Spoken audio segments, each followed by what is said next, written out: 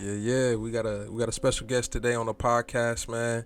Thank you for tuning in. We live from Noah Free Clinic. I got Omaha's own K Soul For in the sure, man. building, For man. What's sure, up? man. How you doing? I'm good. How you doing, bro?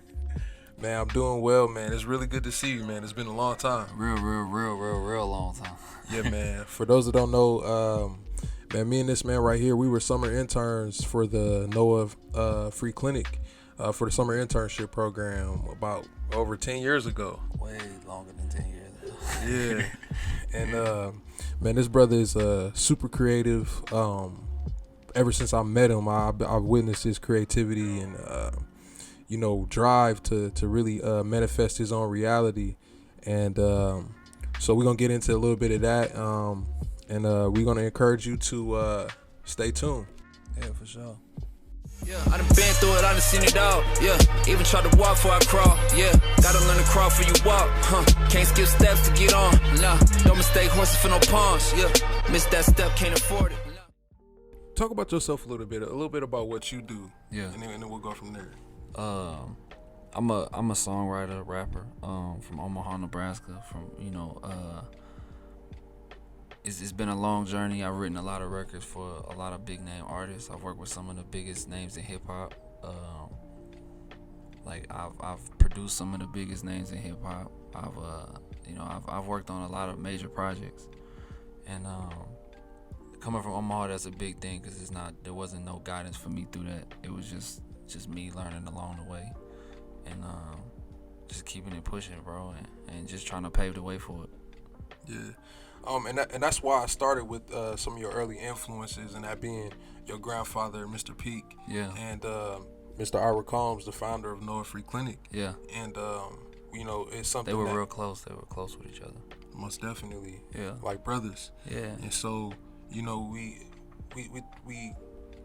look at organizations like Noah Free Clinic, and the opportunities that it presents for education for young men that are trying to find their way, Right. and what they want to do, man. How has working, being a summer intern and having your grandfather, Mr. Combs, and Noah Clinic, as part of your background, how's that influenced you, on your path to success? Well, a craziest thing for me was in the beginning, like I was a little frustrated. My grandpa made us kind of do it, you know what I mean? Because we had got into a situation, and he made us he made me and my brothers come and do it, and it's one of those things where it's like I'm glad we did it though, cause it's with my grandfather, he never put me in a situation that wasn't good for me. And when I met Ira and them, and Ira was somebody that was big in the community that my grandfather respected, so I respected him the same way because I respected my grandfather. So through that, it gave me a good sense of what it was like to help people, be there for people, and I continue to do that. Right. And so you left Omaha early 2010s, somewhere I around left Omaha the end of 2008, going into 2009. there? Okay. Yeah. And so you went to a much bigger city. Yeah, two biggest. I went to Arizona first. I lived in Okay. Arizona for a year, Word. and then I left Arizona, and then I moved to Atlanta. Right. What was that journey like? Finding your niche. Your thing that you love to do. I've always known what I love to do. As far as music, doing music. I've always known that. I was one of those battle rappers that was running around Omaha rapping against everybody and producing and making beats and recording myself. Anything I could do to keep it going. But I ran into a lot of roadblocks at that time with technology wasn't then what it is now. It was a lot of different things. There were a lot of different variables, which is why I had to leave. And it's been a rocky road, dog, but it's definitely been worth it because it taught me how to maintain success. It taught me how to gain things. It taught me how to keep it. Mm-hmm. You know what I mean? It taught me how to you get some people that get overnight success, Mm-hmm. but they also get an overnight downfall. Right. You know what I mean? That's Like, interesting that you say that. I was yeah, having a conversation. I think it was like yesterday. No, it was Saturday. I was yeah, at the Garden at the Malcolm X Foundation, and we were talking about that same exact thing. When you attain success instantly, it makes it easier to lose it instantly. yeah, because you never learned what it was that got you there. Mm. You never learned, like, it's so many things that come into play.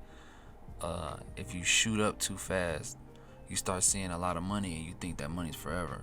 You start thinking that, like, you buy bigger houses, you buy more cars, you buy more jewelry, you like cool, and the money's just going out, shoo, shoo, shoo, shoo, shoo, right? But you don't realize, like, that it's a smoke cloud and it's gonna clear up. And when it clears up, now it's like them $50,000, $60,000 a show you was getting, it drops to 40, drops to 30, drops to 20, drops to 10. Like, you only as hot as your last hit. So if you don't know that about the business, you don't know what it's like to have to create a stability for yourself, to manage it, to hold on to it, to keep it. Definitely. And for those that don't know, through the summer internship program, one of my favorite parts about it was the being able to create. Yeah. I know some of my first experience recording music was with this man right here. Yeah. And it was through the NOAA summer internship program. What a lot of people don't know is that's actually kind of funny, but Ira was mad at me. Wow. Yeah, Ira was kind of mad at me a little bit because at that time, like, I do music. That's what I do. You know what I mean? So Ira wanted us to go record where he wanted us to go record, go do what he wanted us to do. And like, for me, I was like I was learning at the time, but I had just, I spent my own money and bought me a nice studio, a cool little studio setup. You know what I mean? And I was like, man, you can do it at my spot. I got it. Like, I got you. I'll take it. You know what I mean? And he was like, nah. He was like, at first, he was like, nah, I feel it. And I'm like, man, it ain't being done right. If you want it done right, you gotta rock with me. And then, and then that was when y'all had came and worked with me. And after that, he was like, oh, I didn't. Right. If you remember that, you remember he was like, oh, I didn't know it came. It came together. It came out, better than it was coming out before. Yeah, man. I think we made a song about SIDS. It was a sudden infant death syndrome. It was some song that he wanted us to do. I remember being young and not wanting to do it either, but I did it though. Out of like gotta get done. It's for Ira, respect Ira, make it happen. And then I was like, I started to understand why.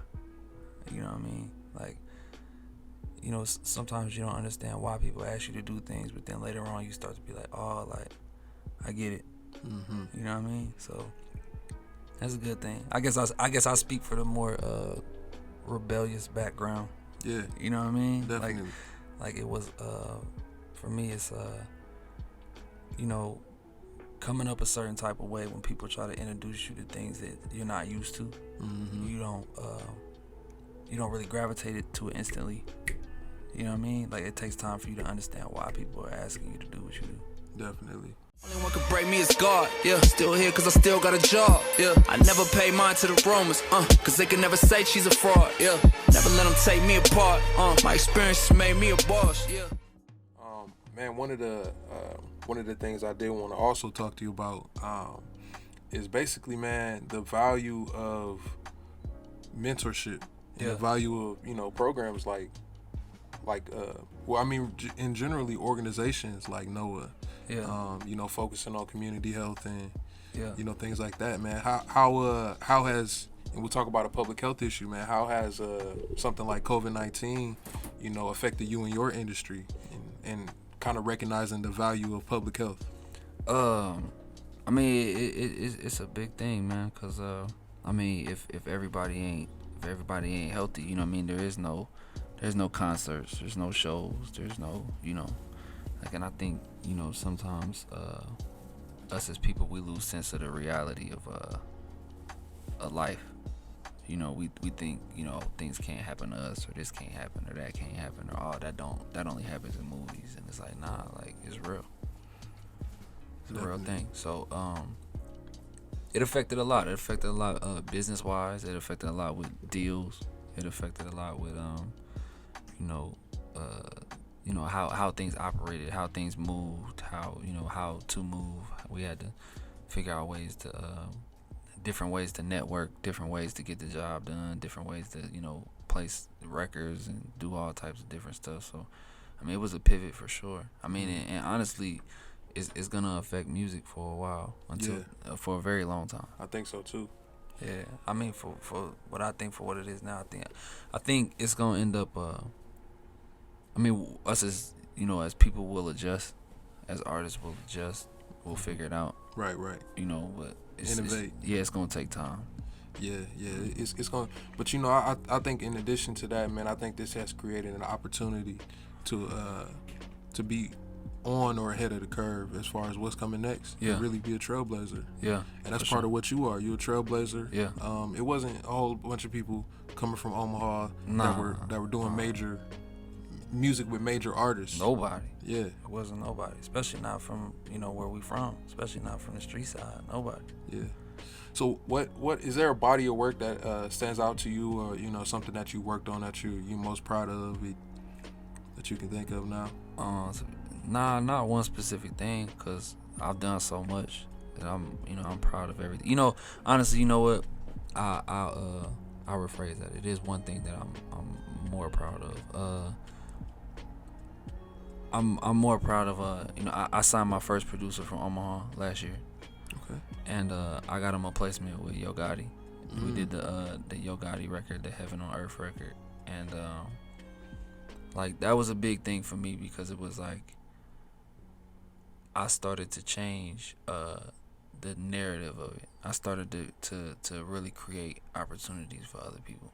Mm-hmm. Like, I built a career for myself, but now my relationships, my connections, my grind, my hard work started to benefit others in certain ways. And it's still a process. Like, even with with him, like, he's still growing. There's still like a lot to do. There's still like that one placement wasn't just in it. You know what I'm saying? Mm-hmm. But for me, it's the most important thing, because it was I was actually able to do something for somebody else's career. Right.